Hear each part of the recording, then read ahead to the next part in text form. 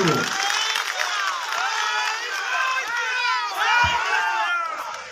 আজকে দেখুন এই ছোট্ট ছোট্ট ছাত্রছাত্রীগণ আমাদের মধ্যে উপস্থিত হয়েছে কেন? আমাদের দেশে স্কুলে পড়ানো হয় রাষ্ট্রীয় বন্দনা, দেশপ্রেম, অন্য দেশের প্রতি ভালোবাসা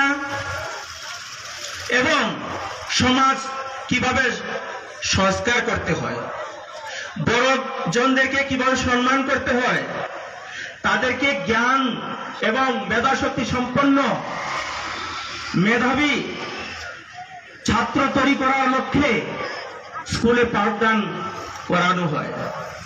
কিন্তু পাশের দেশ, তোমরা যারা এই বয়সে উপস্থিত হয়েছ, এই ছোট্টবেলা থেকেই তাদেরকে কট্টর মৌলবাদী এবং অন্য সম্প্রদায়ের প্রতি বিদ্বেষ, অন্য ধর্মের প্রতি অপমান, অন্য রাষ্ট্রের প্রতি সন্ত্রাস তৈরি করা, এই ধরনের শিক্ষা দিচ্ছেন এক মৌলবাদী শক্তি রাষ্ট্রকে পরিচালনার ক্ষমতা হাতে তুলে নিয়ে। আমরা দেখতে পাই কিছুদিন আগে বাংলাদেশের বিশ্ববিদ্যালয়ের প্রবেশের আগ মুহূর্তে আমার এই দেশের পবিত্র জাতীয় পতাকা রাস্তার মধ্যে অঙ্কন করে রেখেছে। তা প্রবেশ করার সময় পায়ে চটে তার বিশ্ববিদ্যালয়ে প্রবেশ করে, আর তাদেরকে বলা হয় বিশ্ববিদ্যালয়ের ছাত্র। আপনারা কি বলবেন, ওরা কি ছাত্র না মৌলবাদী? আরে ওরা কি মৌলবাদী?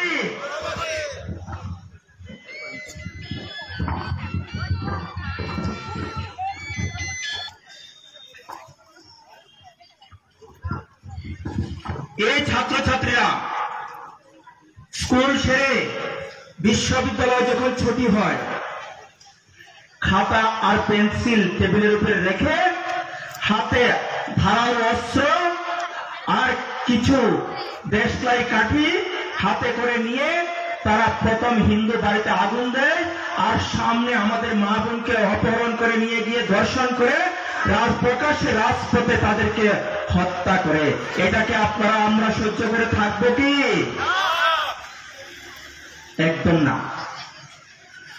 আর তারা আমাদের কোন হিন্দু সম্প্রদায়ের যখন মারা যায়, ওনাকে শ্মশান ঘাটে নিয়ে যাওয়ার আগে মুহূর্তে যখন বাড়িতে মৃতদেহ রেখে আমরা গীতা পাঠ করি, ধর্মীয় সংস্কার করি, আর তারা জোরপূর্বক এসে মৌলবীরা বড় ভাইয়ের কুর্তা আর ছোট ভাইয়ের পাঞ্জাবি আর মাথার মধ্যে সাদা টুপি লাগিয়ে দুই হাতে মুনাজাত করে কলমা পড়ে বলে থাকেন দাহ করা চলবে না এই বাংলাদেশের মাটিতে, সেখানে যেই মারা যাবে তাকে কবর দেওয়া হবে।